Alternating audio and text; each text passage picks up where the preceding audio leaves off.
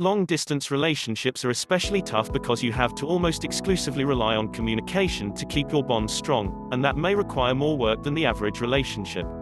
The goal of every gratifying relationship is to have a strong oneness. Long-distance relationship couples must understand that it will require more work to stay connected in order to prevent even small cracks in their foundation. Here are a few tips to follow. 1. Technology is your best friend. A lot of the glue of a relationship is in the day-to-day minutiae, and with technology, you can share that in real time, instantaneously, with photos, texts and FaceTime. That's very different from letters or long-distance phone calls. It's important to share details with your partner instead of just generalizations.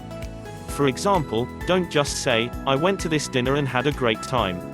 Instead, really delve into the details. Talk about who was there, what you talked about, what you ate and how it made you feel. It will make the everyday come alive for your partner even though they weren't there to witness it. 2. Be committed to the relationship.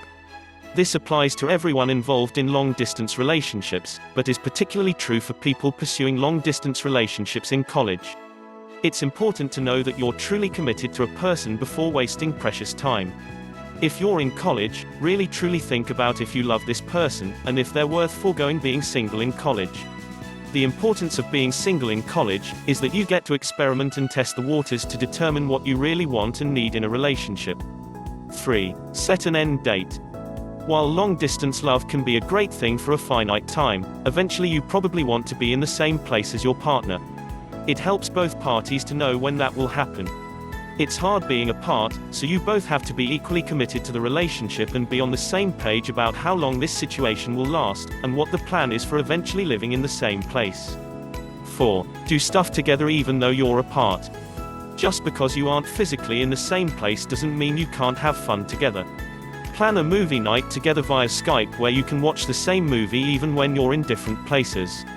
Netflix, or other streaming services, makes it easier than ever to binge-watch shows with your partner. You can do online quizzes or games together, and discussing the results to spark new and interesting conversations. 5. Make fun plans. Delight in the details of what the two of you will do the next time you see each other. Plan your next weekend together. Make it a ritual to talk about the fun things you'll do together.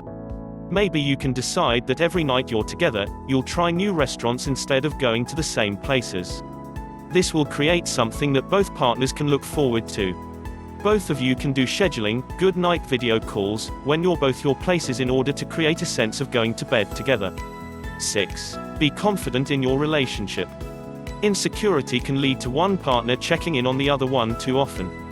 This can result in excessive calls and texts being sent for the wrong reasons, and can lead to unnecessary tension. The constructive reason couples communicate is to provide their partners with a sense of their lives and what's important to them.